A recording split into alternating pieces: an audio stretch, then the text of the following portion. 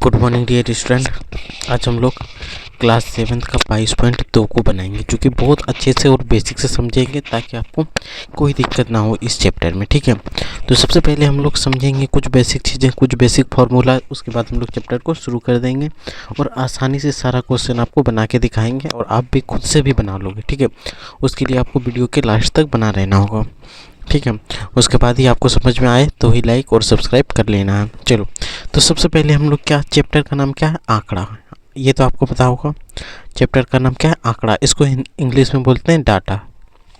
ठीक है, इसमें हमें 3 प्रकार की डाटा पढ़ना पड़ता है। एक प्राथमिक आंकड़ा, प्राथमिक आंकड़ा। दूसरा द्वितीयक आंकड़ा, द्वितीय आंकड़ा। और तीसरा तृतीय आंकड़ा, तृतीय आंकड़ा। ठीक है, यहाँ पे हमें बेसिकली 3 आंकड़ा, प्राथमिक आंकड़ा जैसे ही हम इंफॉर्मेशन को कलेक्ट कर लेते हैं। जैसे एक स्कूल में विद्यार्थियों का मैथ में अंक आया, जैसे 1, 5, 1, 2, 8, 9। ऐसे मान लो किसी विद्यार्थी किसी क्लास में, मान लो कक्षा 6 में मैथ का रिजल्ट इस प्रकार आया। फिर मान लेते हैं साइंस, यानी कि सामाजिक विज्ञान, उस सामाजिक विज्ञान मान लेते, साइंस बाद में लेते। उसमें लाया कोई 5, कोई 8, कोई 4, कोई फिर 5, फिर 1। तो ये सुव्यवस्थित रूप से है, जैसे जैसे आंकड़ा प्राप्त हो वो सारे इन्फॉर्मेशन लिख दिए, तो उसी को बोलते हैं प्राथमिक आंकड़ा। द्वितीयक आंकड़ा तभी बोलेंगे जब उसको एक सजा के लिख देंगे। जैसे यहाँ पे जैसे इसी को हम लोग एक सुव्यवस्थित रूप से लिख देते हैं तो वो बन जाता है द्वितीयक आंकड़ा। जैसे 1 2 बार है तो 1 को एक साथ लिख देंगे, 2 है, फिर क्या है 5 है, फिर 8 और 9। एक व्यवस्थित आरोही क्रम या अवरोही क्रम में एक रूप में सजा देना, उसी को क्या बोल देते हैं? द्वितीय आंकड़ा, जिसको बोलते हैं सेकेंडरी डाटा। तृतीय आंकड़ा जैसे हम लोग कंप्यूटर, मोबाइल, न्यूज़पेपर से जो भी डाटा एकत्र करते हैं उसी को क्या बोलते हैं? तृतीय आंकड़ा। किसी भी चीज़ से, यानी कि मोबाइल हो गया, मोबाइल से फोटो का आंकड़ा, इंटरनेट से या समाचार पत्र से एकत्र आंकड़ा, समाचार पत्र से एकत्र आंकड़ा को हम लोग क्या बोलते हैं? तृतीय आंकड़ा। जैसे कि समाचार पत्र में आया कि जैसे हम लोग का एयर क्वालिटी इंडेक्स, जैसे समाचार पत्र में आया कि 12 बजे जो होगा वो 105 होगा, फिर 1 बजे 110 होगा, 108 होगा, फिर 1 बजे 120 होगा। इस प्रकार के आंकड़ा जो लिखा होता है उसी को हम लोग कलेक्ट कर लेते हैं, तो वो क्या बन जाता है? तृतीयक आंकड़ा। यहाँ तक कोई दिक्कत? अब यहाँ से हम लोग क्वेश्चन को शुरू करने से पहले और एक चीज़ जान लेते हैं इस चैप्टर में जो इम्पोर्टेंट है। एक होता है औसत, ठीक है, औसत या माध्य, ये दोनों एक होगा। औसत और माध्य निकालना की सबसे आसान तरीका क्या होता है? कुल संख्या का योग। क्या हुआ? कुल संख्या का योग बटे कुल संख्या। ये होता है किसका सूत्र? तो याद रखना औसत। औसत कभी भी निकाला जाएगा तो क्या होगा? कुल संख्या का योग, यानी कोई भी संख्या हो या कुछ भी हो उसका सबका योग और वो कितना नंबर में है उससे जब डिवाइड कर देते हैं तो वो औसत और माध्य निकल जाता है। ठीक है, तीसरा पॉइंट आपको याद रखना है परिसर। परिसर, परिसर क्या होता है? आंकड़ा में जो आंकड़ा होगा उसका अधिकतम और न्यूनतम मान के अंतर को ही क्या बोलते हैं? परिसर। परिसर बराबर क्या होगा? अधिकतम माइनस न्यूनतम, न्यूनतम मान। उस आंकड़े में जो सबसे अधिकतम होगा और उसमें न्यूनतम को घटा देंगे तो परिसर निकल जाएगा। बहुलक क्या होगा? बहुलक आंकड़े में जो सबसे ज़्यादा बार प्रयुक्त होगा उसी को क्या बोलते हैं? बहुलक। आंकड़ा में अधिकतम प्रयोग, अधिकतम प्रयोग, अधिकतम प्रयोग। ठीक है, आंकड़ा में जो सबसे अधिकतम प्रयोग होगा उसी को क्या बोलते हैं? बहुलक। बहुलक तक में आपको कोई दिक्कत हो तो कमेंट पे जरूर बताना है, अगर नहीं दिक्कत हो तो ओके लिखना है। ठीक है, बहुलक समझ में आया? आंकड़े में आंकड़ा जैसे मान लेते हैं यहाँ पे 8, 4, 9, 6, 8, 7, 6, 9 ऐसे दिया हुआ है, फिर 8, फिर 5, फिर 4, फिर 8, फिर 7 ऐसे दिया है। तो इसमें देखेंगे सबसे ज़्यादा बार क्या आया है? देखो, 1 बार 8, 2 बार, 3 बार, 4 बार 8 आया है, तो 8 सबसे ज़्यादा बार आया है तो हम लोग बहुलक क्या लिखेंगे? 8। कोई दिक्कत? अब एक होता है माध्य का।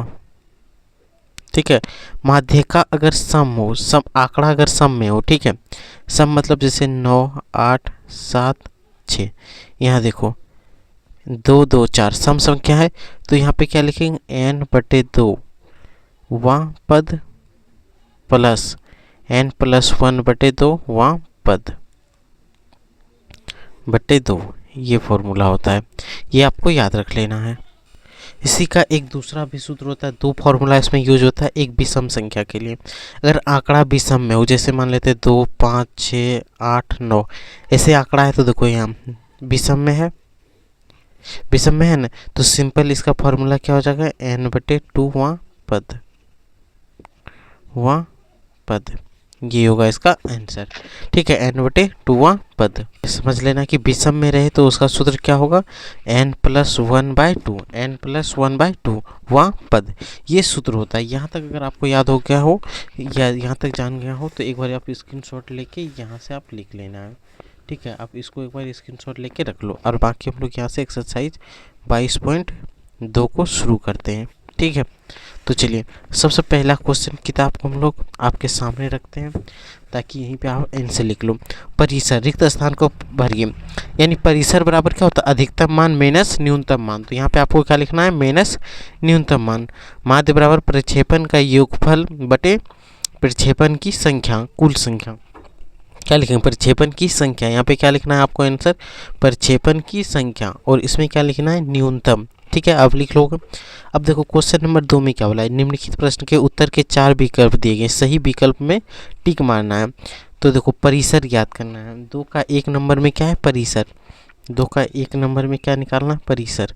परिसर का सूत्र क्या होता है, तो अधिकतम माइनस न्यूनतम, अधिकतम माइनस न्यूनतम, यही सूत्र होता है।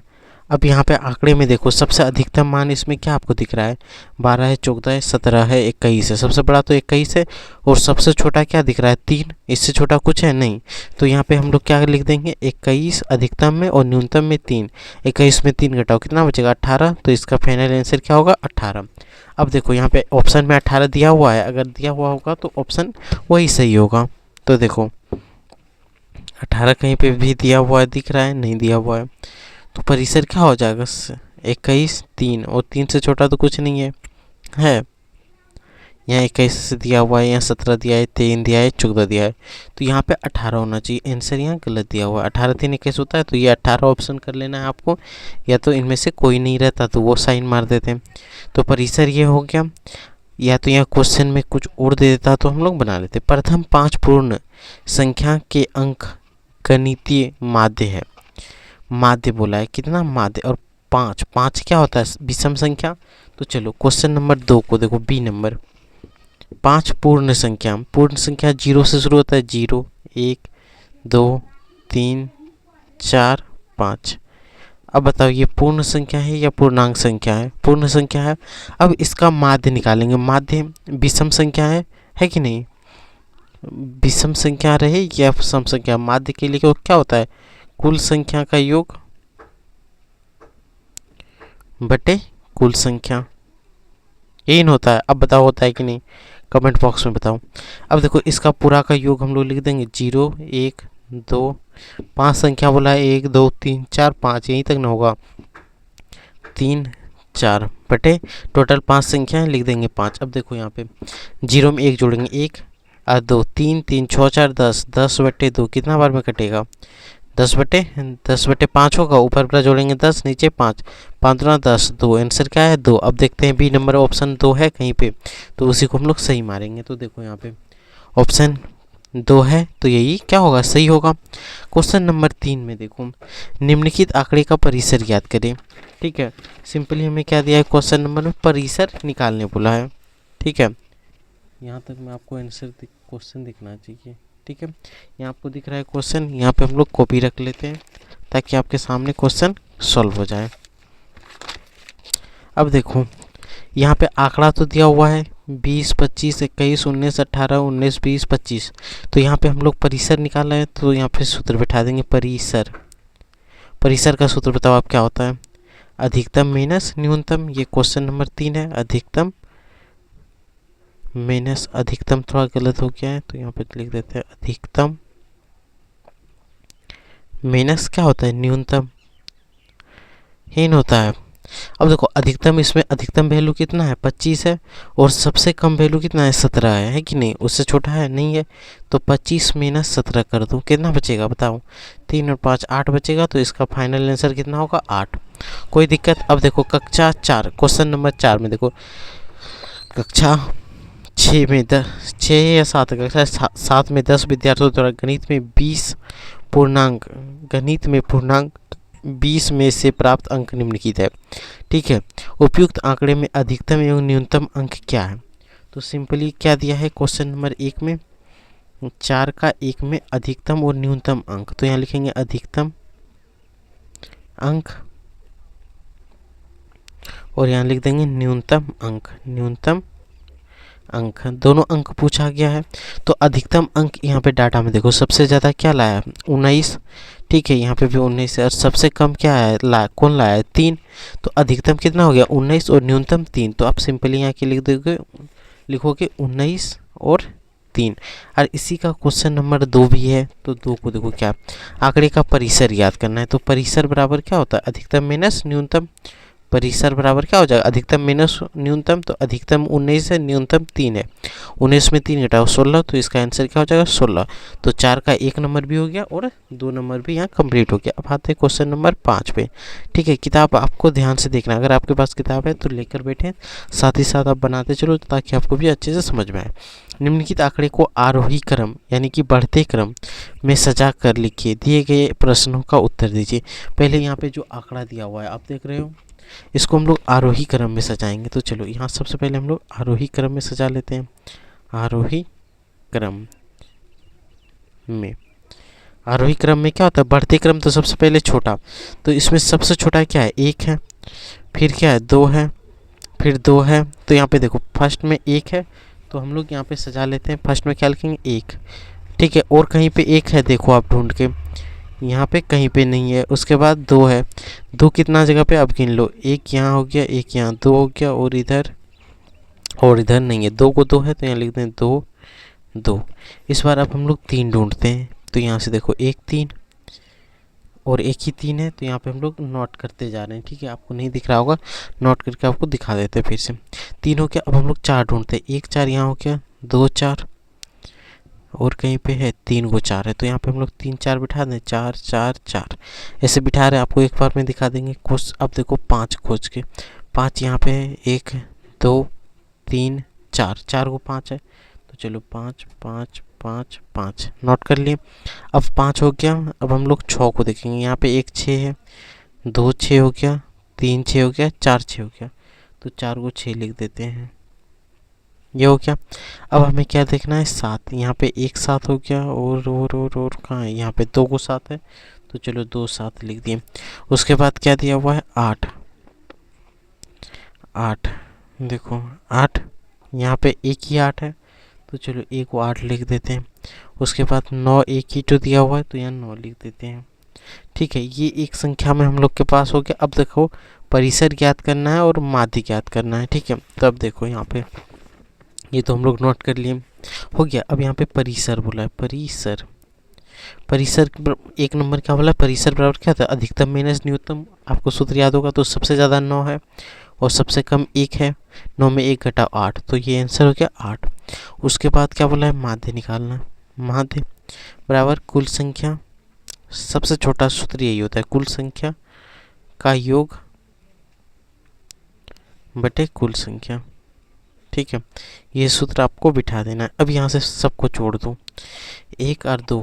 तो टोटल पहले हम लोग कितना संख्या है तो गिन लेते हैं, 1 2 3 4 5 6 7 8 11 12 13 14 15 16 17 18 19 19 है। यहाँ पे तो 20 दिया हुआ था 10 विद्यार्थी, तो 20 में से प्राप्त है 19 आंकड़ा है। तो एक बार फिर से गिन लेते हैं, 1 2 3 4 5 6 7 8 9 10 11 12 13 14 17 18 19। तो यहाँ पे लिख देते हैं 19। अब जोड़ो, 1 और 2 3, 3 और 2 5, 5 और 3 कितना होगा। यहाँ पे आप प्लस में भी लिख सकते हो, ऐसे भी लिख सकते हो। देखो 2 2 4 1 5, 5 और 3 8, 8 और 12, 8 12 कितना हो गया 20, और इधर 20 40 40, और इधर हो गया 6 चौक 24, 40 और 24 कितना होगा 40, और 24 कितना होगा बताओ 64 होगा। 64 और इधर हो गया 14 और इधर हो गया 9 8 17। टोटल इतने होगा 7 4 11, 11 और 4 यहाँ 11, 7 4 11, 11 4 15, 5 हाथ बचा 1 1 1 2 और 2 और 6 8 1 9 95 आएगा। तो यहाँ लिख देंगे 95, 19 पंचे 95। तो माध्य यहाँ से हमारे पास कितना आएगा 5। तो ये हो गया हमारे पास फाइनल आंसर। कोई दिक्कत यहाँ तक समझने में आपको? क्वेश्चन नंबर 5 तो हो गया। क्वेश्चन नंबर 6 पे चलते, एकदम आसान क्वेश्चन है, इससे आसान चैप्टर है ही नहीं इसमें। देखो, प्रथम 5 लगातार प्राकृतिक संख्या का अंकगणितीय माध्य ज्ञात करना। प्रथम लगातार 5 प्राकृतिक संख्या, प्राकृतिक संख्या आपको पता ही होगा अगर मेरे साथ आपने शुरू से क्या होगा, ठीक है, संख्या से क्या होगा, तो आपको प्राकृतिक संख्या, पूर्ण संख्या, सम संख्या, विषम संख्या, सारे संख्या आते होंगे। अगर नहीं आता है तो समझ लो प्राकृतिक संख्या मतलब जहाँ से हम लोग गिनती करते हैं। तो 5 प्राकृतिक संख्या बोला है, 5 प्राकृत संख्या, ठीक है। क्या क्या होगा, 1 2 3 4 5, अब गिन लो 1 2 3 4 5। इसका हमें माध्य निकालना है। माध्य बराबर कुल संख्या का योग,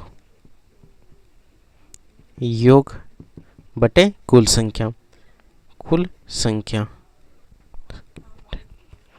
अब देखो कुल संख्या का योग कितना है, तो देखो जोड़ दो 1 2 3 4 5 बटे 5। तो टोटल जोड़ो 3 3 6 4 10 5 15, यानी 15 बटे 5 कटा दो, 3 बार में कटेगा। तो यहाँ से फाइनल आंसर हमारे पास क्या आएगा 3। क्वेश्चन नंबर 6 यहाँ कंप्लीट हो जाता है। क्वेश्चन नंबर 7 पे चलते हैं। क्वेश्चन नंबर 6 तक अगर आपको दिक्कत हो रही हो तो कमेंट में बताना, नहीं तो यहाँ से लाइक जरूर करना। प्रथम 5 सम प्राकृतिक संख्या के अंकगणितीय माध्य ज्ञात करें। 5 सम संख्या, सम प्राकृतिक संख्या का मतलब क्या होता है, सिंपली सम संख्या। तो 5 सम संख्या, 5 सम संख्या, लगातार बोला है सम संख्या। क्या क्या होगा, 2 जो 2 से विभाजित होता है वही सम संख्या होता है। 2 4 6 8 10। देखो 1 2 3 4 5 तो हो गया। तो यहाँ पे सिंपली हम लोग क्या लिखेंगे, माध्य बराबर कुल संख्या का योग, कुल संख्या का योग बटे कुल संख्या, यही तो सूत्र होता है कि नहीं। अब कुल संख्या यहाँ 2 है, जोड़ है 2 4 6 8 10 है बटे 5, 4 2 6 6 12 8 20 20 और 10 30। तो यहाँ लिख देंगे 30 बटे 5, कटा दो, कितना बार में कटेगा 6 बार में। तो यहाँ से हमारे पास आंसर क्या आ जाएगा 6। क्वेश्चन नंबर 8, अब देखो क्वेश्चन नंबर 8, प्रथम 5 अभाज्य संख्या का अंकगणितीय माध्य ज्ञात करना। अभाज्य संख्या वैसी संख्या जो किसी अन्य संख्या से विभाजित ना हो, स्वयं के अलावा, ठीक है, अन्य संख्या से विभाजित नहीं हो। एक और स्वयं के अलावा किसी से विभाजित नहीं होता, उसी को क्या बोलते हैं, अभाज्य संख्या। अभाज्य संख्या 5 अभाज्य संख्या लगातार बोला है तो लगातार लेंगे, ठीक है। पहला तो 1 होगा, फिर 2 होगा, फिर 3 होगा, फिर 5 होगा और 7 होगा, यही होगा। ये संख्या एक से ही कटेगा और दूसरा किसी से कटेगा नहीं, ये सारा संख्या नहीं कटेगा। तो देखो 1 2 3 4 5, तो यहाँ पे हम लोग सीधा लिख दें माध्य, मोह है और मत समझना, माध्य बराबर कुल संख्या का योग, कुल संख्या का योग बटे कुल संख्या। आपको एकदम बनाने सीखना है बेसिक से। आपको जो भी डाउट होगा वो आप कमेंट में बता देना। 1 2 3 5 7 और यहाँ पे 5 संख्या है, 5 जोड़ो 3 3 6 5 11 11 7 18 होगा। देखो 3 2 5 5 10 18 18 बटे 5। इसको कटाएंगे तो कितना आ जाएगा, 5 या 15 होगा, दशमलव बिठा देंगे 30 होगा तो 3.6। इसका हमारे पास माध्य कितना आएगा 3.6। तो यहाँ तक अगर आपको समझ में आ गया हो तो चैनल को अब लाइक और सब्सक्राइब करने ना भूलें, जल्दी से इसको सब्सक्राइब करो और लाइक करो।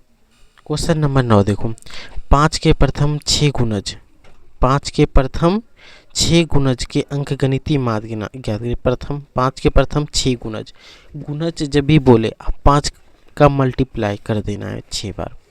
तो देखो 5 के प्रथम 6 गुणज, 9 नंबर में बोला 5 के प्रथम गुणज, जो संख्या 5 से कटता हो प्रथम, तो एक तो 5 ही कटेगा, दूसरा 10 कटेगा, 15 कटेगा, 20 कटता है, 25 कटता है। ये सब क्या होगा 5 का, यानी 5 का टेबल लिख दूँ, 5 का गुणज हो गया। 6 का गुणज बोलेगा 6 का टेबल, 7 का गुणज बोलेगा 7 का टेबल, 100 का गुणज बोलेगा तो 100 का टेबल, ठीक है।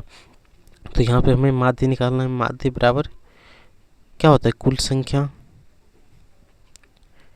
का योग बटे कुल संख्या, यही तो सूत्र होता है। इसको तो आप रट लो, इसको रट के याद कर लो। तो यहाँ पे बैठाएंगे 5 जोड़ 10 जोड़ 15 जोड़ 20 जोड़ 25 बटे कुल संख्या 5 है तो 5 देखो 15 और 5 सॉरी 15 और 15 30 20 50 और 25 75 हो गया, 75 बटे 5। अब यहाँ से कटा दो, कितना बार में कटेगा, 15 बचे 75 15 बार में, तो यहाँ से आंसर हमारे पास क्या आएगा 15। फाइनल आंसर क्या आया 15। समझ में आया। तो यहाँ से क्वेश्चन नंबर 9 तक कंप्लीट हो जाता है। अब बचा क्वेश्चन नंबर 10, तो उसको हम लोग नेक्स्ट वीडियो में नेक्स्ट टॉपिक में करेंगे, ठीक है, ताकि वीडियो ज़्यादा हम बड़ा ना हो जाए। तो बस इतना ही इसके लिए, और हम लोग नेक्स्ट वीडियो में नेक्स्ट टॉपिक को करेंगे अच्छे से।